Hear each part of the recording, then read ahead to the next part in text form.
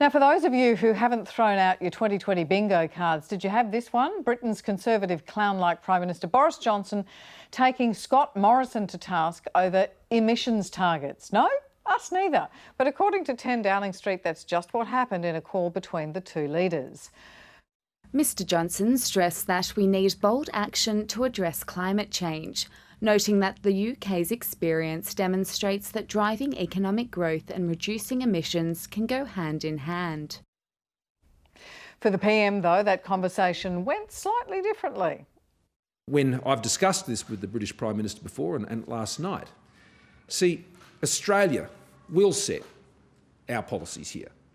We'll set them. Our policies won't be set in the United Kingdom. They won't be set in Brussels. They won't be set in any part of the world other than here. One thing the British Prime Minister and I agree on is that achieving emissions reductions shouldn't come at the cost of jobs in Australia or the UK. It might just be that much of Australia agrees with Mr Johnson. In 2013, only 20% of Australians believed climate change was occurring, but according to new polling from the Australia Institute, this has jumped to 80%. More than 80% of Australians also want coal-fired power stations to be phased out. But it seems we vastly overestimate our reliance on the oil and gas industry. When asked, Australians estimate that 8% of the population work in oil and gas, when the reality is just 0.2%. So it appears as a nation we are acutely aware of our vulnerability to climate change, but we overestimate the economic impact of addressing it. For more on this, we're joined in Canberra by report author and Climate and Energy Program Director at progressive think tank, the Australia Institute, Richard Merzian. G'day, Richard. How are you, Richie? Good, thanks. Good to be with you. Decode this conversation for us. When Boris Johnson is on the phone running his hands through his hair and saying, "Right, old chap, I'm sorry to bring this up. Gosh, I'm just, this is very awkward." Net zero. Does that actually mean no coal? It pretty much means no coal, no fossil fuels, or if you are using any, it is a very small proportion and you can offset that. And so really you're talking about the end of fossil fuels for electricity, for transport, for industry, and relying heavily on clean energy. All right, let me turn to you, Greg. We saw the inevitable response from the Prime Minister. If the conversation between two Conservative Prime Ministers across the world, a private conversation, is leaked, doesn't everybody just go to their corners as a result? Look, fascinating. Hearing the Prime Minister say that the policies are set here, well, not by the Australian people, because 4 out of 5 say we're not interested in your gas, Scott, and we want to move out of coal, and we're really frightened by what climate change is doing to our communities. So unfortunately, this government is so hopelessly out of touch with the people. It's unbelievable. And this was my battle through the bushfire season with other retired fire chiefs, trying to be listened to with climate scientists who'd warned for decades. It's just closed ears, closed minds. Very frustrating. Nicole, can I turn to you? Does it sound the same in a mining community? You're here representing Indigenous women in mining. How do those comments resonate with you as an Indigenous woman in mining? Look, I'll give you a scenario that I've been a part of. I had a non-Indigenous woman challenge an Indigenous woman about ethically working for a mining company. How do you sleep at night? And I guess for me as an Indigenous woman, and a lot of these companies being in remote communities and undertaking the work, there's a lot of limited employment opportunities. So to have someone question the ethics of someone and how do you sleep at night knowing that you're, I guess, damaging the earth and contributing to climate control, there's a decision that has to be made, and the economical benefits from it, as opposed to a woman being on, I guess, the dole or CDP, or earning an income for her family and creating a better, brighter economic future for them. I guess that's up to the individual. And I think for me, and championing women and to work in those industries, it's because of the opportunities that it creates. I'm a single mother. I take opportunities to work in industries like those to better the outcomes for me, for my child, for his future, and to show them that there is a better, brighter economic future in doing things like that. Fanny, I wonder whether or not this is where we always land up, right?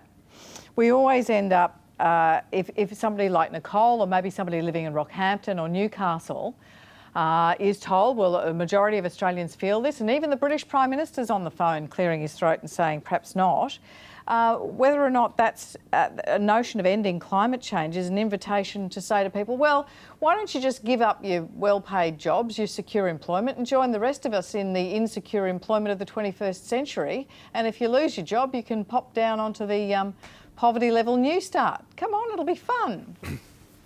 That's an invitation we all want to take up, isn't it? The reality is that for a certain cohort, these are the best paying jobs in the regions they live. And until we find some meaningful alternate opportunities and we make sure that we're skilling people up to be able to take advantage of those opportunities, it's going to be very hard to unclasp their grip from these jobs. And it's not just the ones that are around coal, it's it's iron ore, it's gas, it's any of those regional jobs which are extremely well paid. And they tend to be occupied, for the most part, by people of certain age cohorts. I'd put them in the over 50s and the under 50s. Under 50s are a much better position to move. Over 50s really are deeply fearful of the reality of their future employment opportunities if they give up these incredibly well-paid jobs. I think the reality is if there is no market for the products that you're producing, the jobs aren't going to be around anyway. And it's interesting that the UK Prime Minister called out our Prime Minister about it. The UK is one of many countries that have declared a target of net zero emissions by 2050. Japan has, China has by 2060. Most of our fossil fuel exports go to those sort of countries. France has, Germany has, everyone has, except for the federal government. It's getting a little bit ridiculous. But if our trading partners have declared that they're going to decarbonise their economies, sooner or later they're going to stop buying our fossil fuels. And so the decline of those industries is inevitable over time.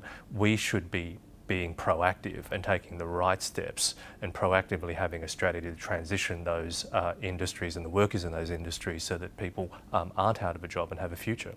But Richie, decode some more from you for us at home, because when we hear about this from the government, they'll say, well, we've got to take practical steps. That's what the Prime Minister said. What does he mean when he talks about practical steps? Well, practical steps seems like a code for the status quo or tinkering on the edges, when really what we need is leadership and a plan and a target. And unfortunately, we're missing those key elements. By setting a net zero by 2050 target, 2/3 of Australians support that national target. It exists at every state and government level, and it puts in train the incentives for people to start actually developing the technologies we need to smooth that transition. Practically, as the Prime Minister is pointing out or is calling for, means relying on our existing way of doing things, and that's actually leading to a worse emissions profile, not a better one. So really, practical is code for saying let's not really do anything right now to rock the boat. Okay, but at the same time, the Prime Minister would say that Australia is going to meet and beat its Paris targets. And when you look at their emissions projections and you look at where the projections will be, and then you add in the fact that we did better than we thought we'd do on the last round, the Kyoto round, we will meet and beat our targets. Yeah, it's a really disingenuous way to actually call out Australia's climate action. I mean, Australia gamed the last climate agreement, the Kyoto Protocol. It negotiated in increases in its emissions the first time, and then the second time around only a slight dip. And it did that by actually just implementing land clearing laws that were already in train. So basically, Australia got away scot-free without really having to reduce emissions in the past. It accumulated all these extra credits and now wants to use it going forward for the Paris Agreement to actually avoid reducing emissions over the next decade. Unfortunately, that doesn't really fly with most countries. It's been called out at the last UN climate agreement, and for Australia to bank on that now as a climate policy is just a recipe for disaster. But see, Greg, there's such complexity with this argument, hasn't there been, over a political generation in Australia? Why do you think the numbers are coming through so strongly on this survey that are saying Australians have got clarity on it? Look, they saw last bushfire season, so we've never had anything like it before. We're going to have more of the same, unfortunately, in years to come. So people are frightened. And as we just heard, it's a bit like playing a game of footy, winning by 50-0 and saying, well, look, let's carry those points forward to the next game and we'll pretend that we're still winning. Mother Nature doesn't understand Excel spreadsheets and doesn't care. We're pouring more carbon in than we ever have, and the world's heating up. And California's on fire at the moment, the west coast of the US, unprecedented fire conditions. Their fires should be finishing by now, but they're getting worse. Weather driven by climate change, we've seen it. People are seeing this and they're not going to be fooled by the lies anymore. And I think we need to start calling them out in Canberra, because these dodgy accounting tricks aren't going to help my grandkids. You were asking Nicole earlier, what are the options? You know, if this report says, you know, Australians think 8% of the population work in oil and gas, but the reality is 0.2%, it's still jobs for people like Nicole, right? I mean, a lot of the experts, I mean, this is the frustrating thing. We listen to the experts when it comes to the pandemic, but we're not listening to the experts when it comes to climate change. I mean, the experts were saying there is so much opportunity here if we just get on the renewable sort of wagon here. So much investment, so much job creation. And look, in this respect, we're still a lucky country. We've ridden the last 5 decades based on our natural endowments of, you know, fossil fuel and mineral resources. We still have a massive sun-drenched continent for solar. We've got massive coastlines for wind. We have the natural endowments and the universities and the R&D and the smarts and the big corporations that are used to managing these big projects. We could be a renewable energy superpower. We just need the leadership, as Greg says, to seize this opportunity. Nicole, are there jobs in renewables, do you think? I think there is, and I'm looking forward to the investment that's being made in the solar area here in the Northern Territory. One of the biggest things to come out of it, and I hope, will be innovation and capacity building for Indigenous people, Indigenous businesses within the communities that they're building in. I think that's that longer economic benefits for the future of those communities, generational. So, you know, there's opportunity for education, training, employment, and the entrepreneurship. You know, that's the way we're going to in the future. I guess First Nations people, we are the subject matter experts of, you know, everything about our culture. So how can we harness that and work with the big companies like that to build capacity within communities so that there are new jobs available for women, for men, for youth. And I think with our women, we can show that our skills are so transferable across so many different sectors, whether that be mining, oil, gas, resources, renewable energy. We as IWIMRA are just advocating for that on so many levels, and educating the bigger companies about women and how do they fit into these kinds of sectors. It's interesting. So you're saying that you need to start to have the engagement with renewable companies that perhaps you've had with mining companies about a social licence to operate, about involving local people, and about the skills that your community and the non-Indigenous community have already developed that could be transferable to new industries. Definitely, it's the future. You know, as would people agree with you if you were sitting around in the pub in Darwin? Sorry to interrupt. Would people agree with you, or would they say, "No, Nicole, let's hang on. It doesn't matter that we're not 8%. We're only 0.2%. Let's hang on to our well-paying jobs." I think it's about the education, and yes, look, there are well-paying jobs, and it comes down to that ethics again. But we need to start looking after this country, and I think COVID's shown us we've been able to have a bit of a breather, less pollution, but you know, for my kids, something needs to be done. We need to look at being innovative and finding other ways to control climate change and how we look after this earth, how we're kinder to one another, kinder to the planet, you know, for it to be here for another 65,000 years. I tend to think part of the problem here is the lack of political trust. So I think when politicians go to a mining workforce and say, all right, well, we need to close the mine, but we are going to reskill you, sort of retrain you and redeploy you and help build a new industry for you. We're going to put a big renewable energy plant, you know, here in your town. I think part of the difficulty is people just go, that's just total bullshit.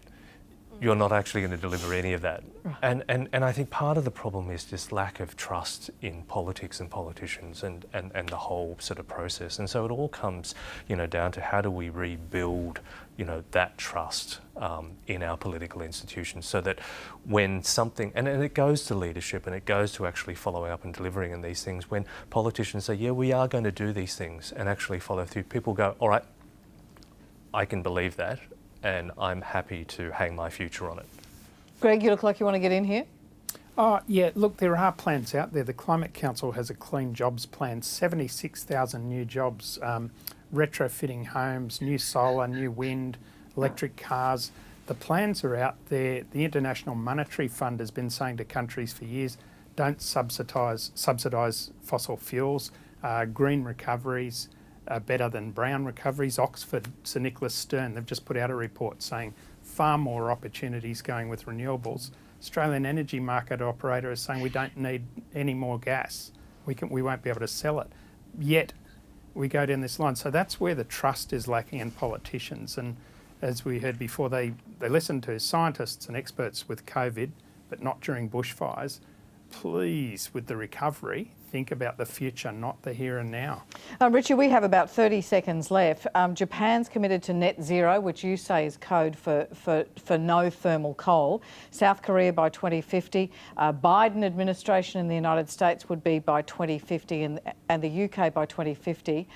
What impact do you think that will likely have on Australia, particularly a Biden presidency? Just very, very quickly.